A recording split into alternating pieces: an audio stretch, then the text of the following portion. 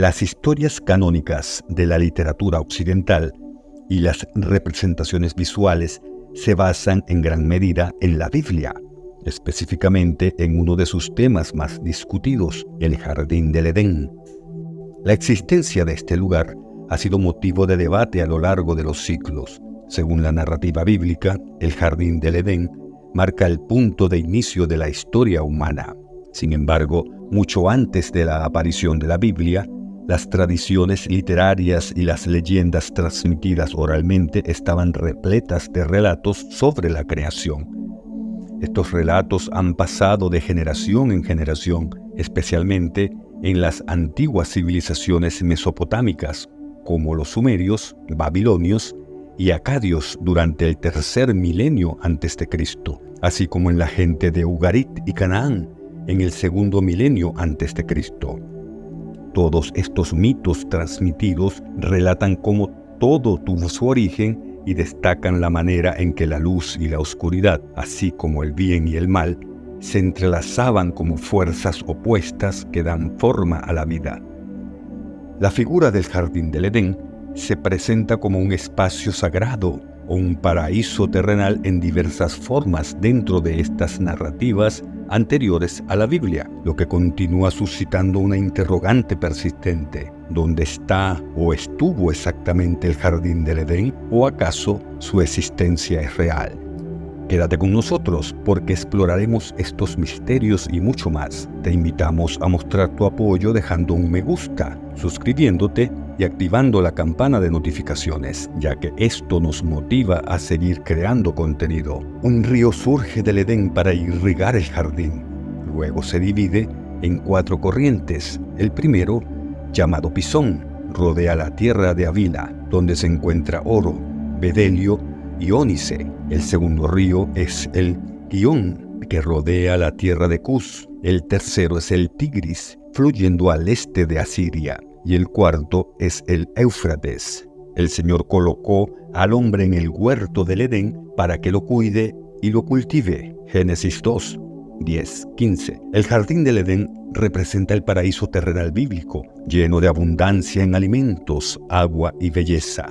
Según la narrativa bíblica, Dios creó a Adán primero y luego a Eva, formada a partir de la costilla de Adán.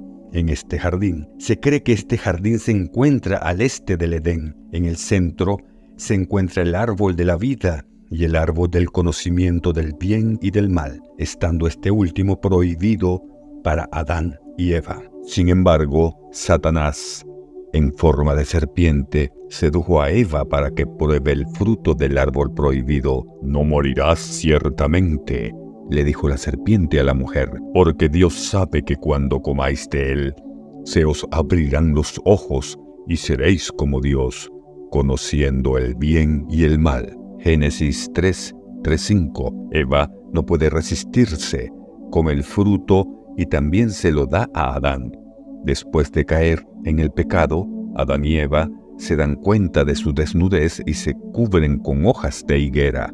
Dios, al saber que han comido del árbol del conocimiento, los expulsa del jardín del Edén. Existen numerosas teorías acerca de la posible existencia del Edén y su ubicación exacta. Esta incógnita ha desafiado el paso del tiempo, requiriendo un exhaustivo análisis de la geografía y la cosmografía de los antiguos territorios orientales.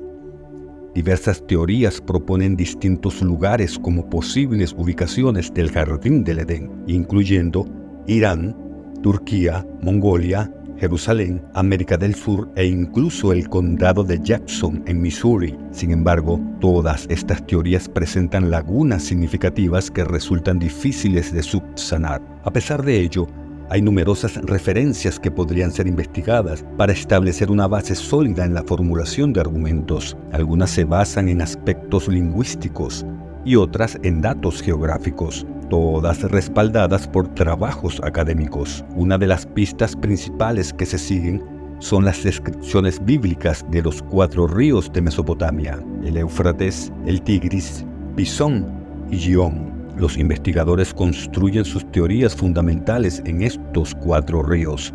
Sin embargo, Aunque los dos primeros ríos son bien conocidos, la ubicación exacta de Pisón y Gihón sigue siendo motivo de debate. Jerusalén ha sido objeto de estudio por parte de académicos debido a su consideración como puerta hacia un lugar celestial y terrestre, principalmente por sus montañas cósmicas y el recurso de agua sagrada, conocido como Gihón. Una de las asociaciones entre Jerusalén y el Jardín del Edén ha sido propuesta por Stagger.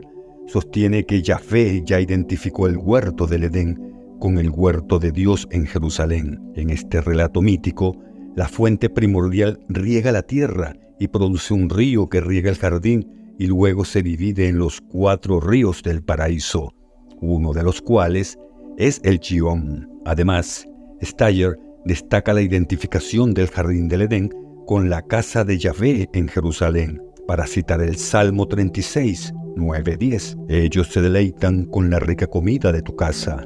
Yahvé, les das de beber de abundantes arroyos, porque contigo está la fuente de la vida. En tu luz ves la luz. Los misterios del Edén se han representado de diversas maneras con los elementos clásicos que lo caracterizan, pero ¿cómo se manifiestan estos componentes según la Biblia? Querubines. A pesar de la imagen tradicional en Occidente de querubines como bebés o angelitos rechonchos, estas representaciones son interpretaciones tardías de conceptos bíblicos más antiguos. En las antiguas tradiciones del Cercano Oriente, los querubines eran seres compuestos, similares a esfinges, que acompañaban a los dioses. Su función principal era custodiar los límites sagrados, a menudo esculpidos en puertas y muros de templos. En el relato bíblico, estos querubines resguardaban las puertas del Edén y fueron quienes prohibieron el retorno de Adán y Eva al paraíso después de ser expulsados. Jardín. Según los estudiosos, el Génesis fue escrito aproximadamente en la mitad segura del primer milenio después de Cristo. Los autores podrían haberse inspirado en los antiguos jardines asirios, creados por reyes para demostrar su dominio sobre la naturaleza. El libro de Ezequiel narra la historia de un rey que anhelaba ser semejante a Dios y fue desterrado del jardín del Edén. Existe la posibilidad de que el Edén fuera un jardín real, creado por un rey para honrar a su deidad. Montaña sagrada. Aunque el Génesis no menciona explícitamente una montaña sagrada, el libro de Ezequiel describe a un rey caminando por una montaña sagrada de Dios en el Edén. Esta visión comparte un lenguaje religioso similar al utilizado para describir los templos, mostrando una conexión entre la descripción del cielo y la simbología de los lugares de culto. Está adornado con piedras preciosas y está repleto de gemas ardientes donde caminan los monarcas. Según la tradición judía, la montaña sagrada de Dios se ubica en Jerusalén, siendo el monte Sión. Esto podría indicar la posible ubicación real del Edén. Adán, tal como se describe en el Génesis, es considerado el primer ser humano. Sin embargo, el libro de Ezequiel relata la historia de un rey que logró acceder al jardín del Edén debido a su estatus. Al proclamarse semejante a Dios, fue finalmente expulsado. En las civilizaciones del Cercano Oriente, los jardines sagrados fueron construidos y mantenidos por los reyes, quienes actuaban como el vínculo entre lo humano y lo divino, sin diferenciación clara entre lo religioso y lo político. Pareciera que la narrativa del Génesis tomó elementos de tradiciones religiosas ligadas a la realeza, sugiriendo que Adán simbolizaba al rey en la historia. El diablo no es mencionado explícitamente en la versión del Génesis. En la historia, es una serpiente la que persuade a Eva para que coma del fruto del árbol del conocimiento del bien y el mal. Sin embargo, interpretaciones posteriores han asociado a esta serpiente con la figura de Satanás. En realidad, en tiempos antiguos, las serpientes no siempre fueron retratadas como seres malignos. Más bien, eran consideradas criaturas que desafiaban la muerte y guardaban secretos sobre la vida y la muerte. Por ejemplo, Moisés poseía un báculo que podía transformarse en una serpiente con solo un comando suyo. Además, Dios instruyó a Moisés a crear una estatua sagrada de una serpiente que tenía el poder de sanar a aquellos que habían sido mordidos por serpientes. Respecto a la fruta prohibida mencionada en el Génesis, aunque no especifica qué tipo de fruta era, Dios le advirtió a Adán que podía comer de todo en el jardín excepto del árbol del conocimiento del bien y del mal. Más tarde, Eva está tentada por la serpiente, viene del fruto y luego ofrece a Adán. La idea de que esta fruta fuera una manzana posiblemente se originó en la antigua Grecia, donde la palabra manzana también se usaba para referirse al seno. Las manzanas eran símbolos eróticos y de deseo sexual. En ese contexto, lo que podría vincular metafóricamente la fruta con la sexualidad de Adán y Eva. Durante siglos hemos compartido relatos que intentamos explicar los orígenes de la vida, todos con el propósito de brindar significado a nuestra existencia. La continua búsqueda y especulación acerca de la ubicación del jardín del Edén refleja esa misma búsqueda de comprensión. Este jardín no solamente representa el inicio de la historia humana y la caída del hombre, también simboliza el lugar donde nació el primer conocimiento humano y la autoconciencia. Persistimos en la búsqueda de ese conocimiento, tratando de descubrir dónde podría estar el jardín del Edén. Durante milenios, en Egipto, un grupo de sacerdotes ha custodiado conocimientos en secreto. Estos conocimientos contienen los fundamentos que hoy en día utilizan la ciencia moderna, desde la tecnología genética hasta la creación de reactores nucleares. Se sugiere que los antiguos científicos y sabios poseían un conocimiento increíble y misterioso.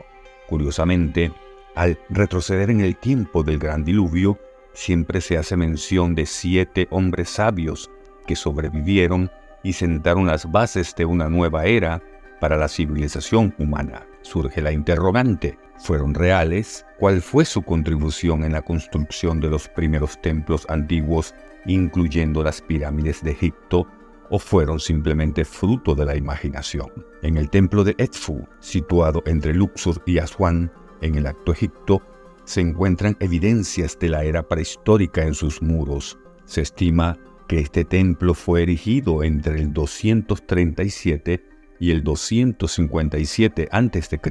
Los expertos consideran que los textos en estos muros son unos pocos fragmentos sobrevivientes que explican el comienzo del cosmos o la cosmogonía. Según el profesor Raymond de la Universidad de Manchester, estos textos contienen referencias y mensajes ocultos que se relacionan con eventos míticos. La colocación de la piedra fundamental, la construcción y el funcionamiento del templo están envueltos en esa misma era mítica.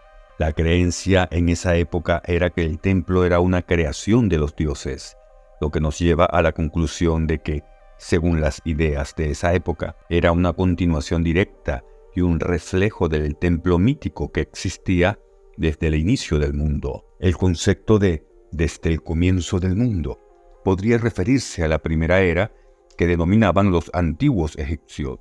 Se dice que los hombres sabios registraron sus palabras y las consignaron en un libro que describe la ubicación de montículos sagrados específicos a lo largo del Nilo. Este libro perdido se titula Descripción de los montículos de los tiempos antiguos. Las inscripciones antiguas en los muros del templo hacen referencia a un grupo de 7 hombres sabios, divinidades únicas que poseían el conocimiento para construir templos y ciudades sagradas. Estos sabios supervisaron las obras de construcción en la colina antigua, asociados por muchos expertos con la ubicación de las pirámides de Giza. Otro lugar relacionado es Heliópolis, que albergaba una colina sagrada desde donde se había presenciado el primer amanecer. Se cree que un grupo de 7 hombres sabios trabajaron juntos para erigir los primeros templos legendarios de tiempos antiguos, incluyendo las famosas pirámides egipcias, tal como se menciona en las tablas esmeraldas. Los arqueólogos contemporáneos disponen de escasa información sobre estos 7 individuos y su identidad, concluyendo únicamente que se trata de un grupo de 7 personas relevantes en la teoría del origen de los primeros sitios sagrados del mundo. Otro aspecto interesante son las representaciones del diluvio, descritas como olas primordiales que levantaron la colina prehistórica. Esto trae a la mente la leyenda de Noé. Los 7 hombres sabios también aparecen en otras narrativas, dando pie a la pregunta de si realmente existieron o son producto de la imaginación de alguien. Aunque no existe literatura científica que respalde el origen de estos 7 sabios, tras una catástrofe natural, se presentan en leyendas de distintas culturas de manera muy detallada, lo cual resulta paradójico. La historia más conocida es la del diluvio, donde uno de los dioses decide destruir la civilización debido a su corrupción. Moisés dejó una versión en el primer libro del Antiguo Testamento. En estas leyendas suele haber un elegido, una pareja o un grupo reducido de personas advertidas del desastre inminente.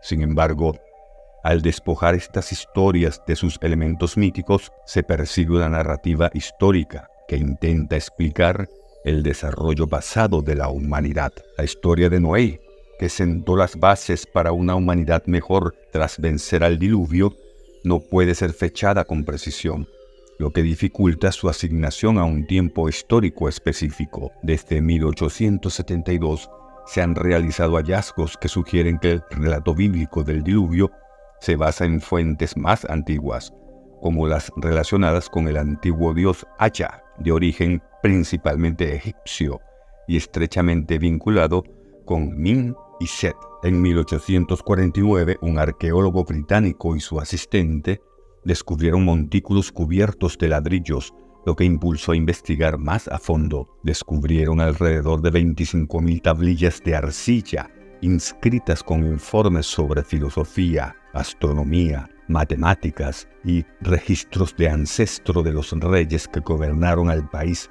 antes y después de un gran desastre de inundación. Estas tablillas incluían la epopeya de Gilgamesh, la obra literaria más importante de Mesopotamia. Esta epopeya cuenta la leyenda de Gilgamesh, el héroe sumerio que afirmaba ser 2/3 dios y 1/3 humano, y que se autoproclamaba inmortal. La Universidad de Colonia logró descubrir los primeros fragmentos de una antigua obra literaria en el sótano del Museo Británico en Londres. Estos fragmentos pertenecían a una tablilla de arcilla que mencionaba a Gilgamesh, el observador de los cimientos de la tierra y el conocedor de los caminos del mundo. La épica de Gilgamesh, escrita en 12 tablillas de arcilla en forma de poema, sobrevivió porque los conquistadores de Mesopotamia no la reconocieron como una forma de escritura. Las 200 estrofas en los cuartetos de esta épica presentan sorprendentes similitudes con la Biblia, aunque fueron escritas varios milenios antes. Los arqueólogos, al descubrir estas tablillas, no se dieron cuenta de su significado y las enviaron a Gran Bretaña para su traducción. Desafortunadamente, debido al manejo descuidado, muchas tablillas resultaron dañadas y se volvieron ilegibles. Fue gracias al trabajo de George Smith, un empleado desconocido del Museo Británico, que se reveló la importancia histórica de estas leyendas antiguas. La épica relata cómo Gilgamesh y su amigo derrotaron al toro de fuego en el bosque de cedros del Líbano. En su regreso victorioso, la diosa Ishtar se enamoró de Gilgamesh, quien la rechazó debido a sus múltiples aventuras amorosas. Esto enfureció a Ishtar, quien se quejó ante su padre Anu, exigiendo la muerte de Gilgamesh. En respuesta, Anu creó un toro del cielo, pero Gilgamesh lo venció con la ayuda de su amigo Enkidu. Sin embargo, Enkidu fue maldecido y murió esa misma noche debido a una enfermedad incurable. Gilgamesh, temeroso de su propia mortalidad, partió en busca de Utnapishtim, un pariente al que los dioses habían otorgado la inmortalidad. Sin embargo, la historia terminó de manera abrupta, revelando solo una parte de las inscripciones y dejando parcialmente desconocida la historia del inmortal. Las tablillas de arcilla con la continuación de esta epopeya estaban ocultas en las cámaras del palacio de Nínive. Smith estaba emocionado por descubrir la historia que Utnapishtim le contó a Gilgamesh sobre el tiempo antes del gran diluvio. Sin embargo, se desanimó al no poder continuar su investigación debido a dificultades financieras. A pesar de eso, un benefactor de Londres invirtió en la empresa, permitiendo que Smith y su equipo se dirigieran a Nínive para buscar más tablillas de arcilla. Durante las excavaciones encontraron 384 fragmentos de tablillas, incluyendo las partes faltantes de la historia de Utnapishtim. Estas revelaron que mucho antes del diluvio del río Éufrates existía la ciudad de Shurupaka. Los dioses decidieron inundar la tierra y el dios Ea advirtió a Utnapishtim del inminente desastre, similar a la historia de Noé en la Biblia. Estas leyendas mesopotámicas, mucho más detalladas y llenas de información adicional que el Antiguo Testamento, confirman la existencia de un relato similar al diluvio bíblico. Las investigaciones posteriores también respaldaron esta teoría, mostrando evidencia geológica que sugiere un gran diluvio en el Mar Negro, alrededor del 8900 a.C. Este evento catastrófico pudo haber inspirado el relato bíblico. Hallazgos arqueológicos adicionales, como los restos de antiguos edificios cerca de Sinop, en Turquía, apuntan a que personas habitaron estas áreas, probablemente huyendo de algún desastre. Estos descubrimientos amplían nuestra comprensión de los relatos antiguos y su relación con eventos históricos y geológicos. Es intrigante considerar todos estos hechos, ya que ni el Antiguo Testamento ni las tablillas con informes hacen mención de un desastre natural, sino de un castigo orquestado por los dioses. Además, estos textos se refieren a un diluvio que afectó al mundo entero, no solo a una región específica. Por consiguiente, la causa real de esta catástrofe global parece haber provenido del cielo. Se destaca la presencia de más de 300 leyendas del diluvio alrededor del mundo, todas ellas haciendo alusión a un gran diluvio, a un individuo escogido por los dioses y la construcción de un arca correspondiente. Las inscripciones en las paredes del templo nos indican que los 7 sabios surgieron de una pequeña isla que fue aniquilada por un inmenso diluvio. Además, todas las inscripciones coinciden en afirmar que estos sabios provenían de una isla, la cual fue devastada por un diluvio. La mayoría de sus habitantes perecieron ahogados, y los pocos sobrevivientes se establecieron en Egipto, transformándose en los dioses constructores que elaboraron en los tiempos primigenios. ¿Qué pensarías acerca de la historia bíblica de Noé? ¿Es la Biblia precisamente exacta? ¿O quizás hay una historia más enigmática detrás de todo esto que, en última instancia, podría revelar la verdadera narrativa de la civilización humana? Comenta tu respuesta en la caja de comentarios. Te estaré leyendo. Si te ha gustado el video, recuerda mostrar tu apoyo pulsando el botón de me gusta y suscribiéndote al canal y activando la campana de notificaciones, ya que esto nos motiva a seguir haciendo videos.